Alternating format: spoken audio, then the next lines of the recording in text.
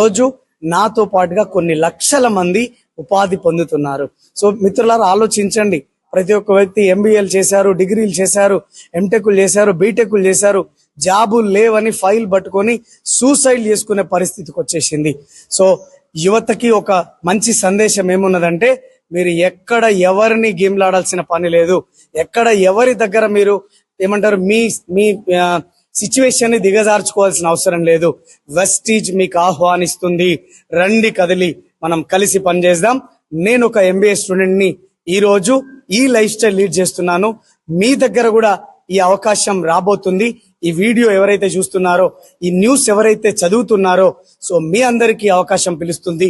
మీ దగ్గర ఎవరైతే ఈ ఆపర్చునిటీ చేసే వాళ్ళు ఉన్నారో వాళ్ళ దగ్గర కూర్చోండి, 1కి 10 సార్లు తెలుసుకోండి, ఈ ఆపర్చునిటీలోకి కదిలిరండి.